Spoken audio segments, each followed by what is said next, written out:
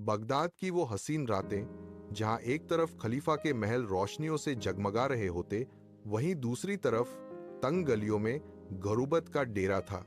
इन्हीं पुर असरार गलियों के एक कोने में एक पुराना और कस्ता हाल मकान था। इस मकान की दीवारें शायद वक्त के थपेड़ों से थक चुकी थीं। यहाँ नाहिद अपनी दो नन्ही बेटियों हानिया और मरियम के साथ रहती थी। नाहिद का शौहर सालों पहले एक मोटी बीमारी का शिकार होकर इस दुनिया से चला गया था। तब से नाहिद के नाजुक कंधों पर जमाने भर का बोझ आ गिरा था।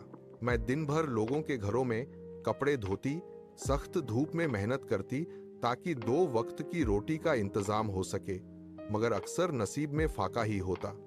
एक शाम जब वो थकी हारी घर लौटी तो उसके पास सिर्फ एक सूखी रोटी का टुकड़ा था। हानिया ने मासूमियत से पूछा, अम्मा, क्या आज हमें पेट भरकर खाना मिलेगा?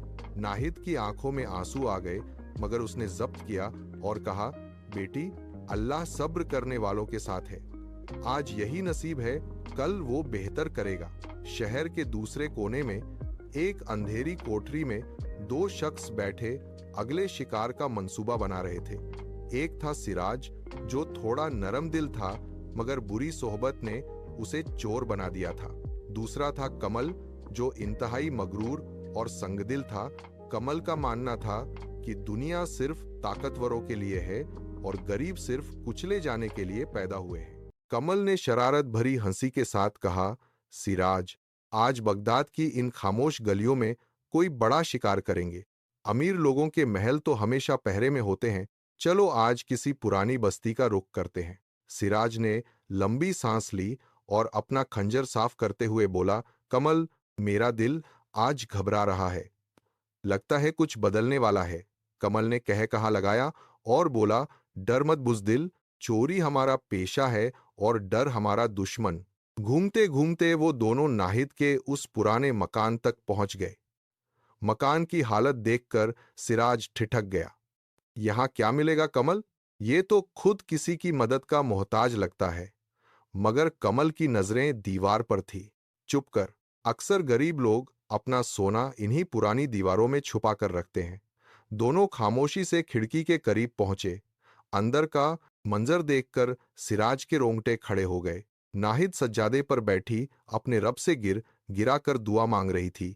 या अल्लाह, मेरे बच्चों का कोई नहीं तेरे सिवा।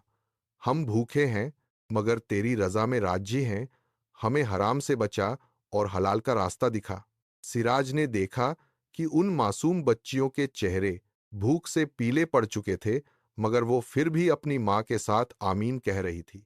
सिराज के कानों में वो दुआएं किसी हथौड़े की तरह लग रही थी। उसने कमल का हाथ पकड़ा और पीछे खींचा। कमल, यहां से चलो, हम किसी वली उल्लाह के घर में डाका नहीं डाल सकते। ये औरत अल्लाह से गुफ्तगू कर रही है। कमल गुस्से से तमतमा उठा, तू पागल हो गया है? चोरी और वाली का क्या ताल्लुक? हट जा रास्ते से। मगर सिराज ने पहली बार बगावत की। उसने तय कर लिया कि वो इस घर को लूटने नहीं देगा। उस रात वो दोनों वहां से बिना कुछ लिए लौट गए, मगर सिराज की रूह बेचैन हो चुकी थी। उसे बार बार वो बच्चियां और वो सज्जादा याद आ रहा था। अगली रात कमल फिर वहां पहुंचा। इस बार सिराज उसके साथ नहीं था।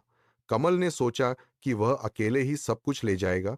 जैसे ही उसने दीवार फांदकर घर के सहन आंगन में कदम रखा, अचानक एक अजीब सा वाकया हुआ।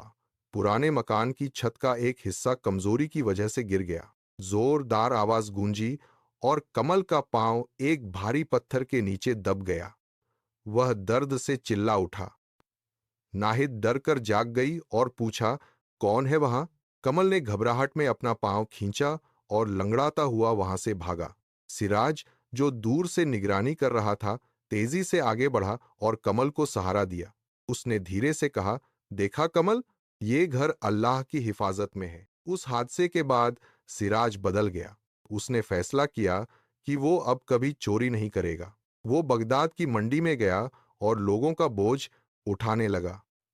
लोग उस पर तंजा करते, देखो, बगदाद का मशहूर चोर आज कुली बन गया। मगर सिराज के चेहरे पर एक अजीब सा नूर था। मैं दिन भर कड़ी धूप में मेहनत करता और जो कुछ पैसे मिलते उससे खाना खरीदता। रात के अंधेरे में वह चुपके से नाहिद के दरवाजे पर खाना और जरूरत का सामान रख देता और बिना किसी को बताए वहां से चला जाता। नाहिद हर सुबह दरवाजा खोलती तो रिज़्क देखकर शुक्र अदा करती, या अल्लाह, इस गुमनाम फरिश्ते को हमेशा खुश रख। दूसरी तरफ कमल के दिल में आग लगी हुई थी। उसने सिराज को अपनी बेइज्जती का जिम्मेदार समझा। उसने बगदाद के कुछ खतरनाक डाकुओं को साथ मिलाया और कहा, आज हम उस घर को राख कर देंगे जिसने हमारी दोस्ती तोड़ी। अंधेरी रात में जब पूरा शहर सो रहा था, कमल मशाल और तलवारें लेकर नाहिद के घर की तरफ बढ़ा। उनका इरादा सिर्फ चोरी नहीं बल्कि तबाही था, मगर सिराज को इस बात की भनक लग चुकी थी। वो पहले से ही दहलीज पर बैठा हुआ था, जैसे कोई पहरेदार बैठा हो। जैसे ही कमल ने मशाल आगे बढ़ाई, सिराज सामने आ खड़ा हुआ। कमल, बस बहुत हो गया।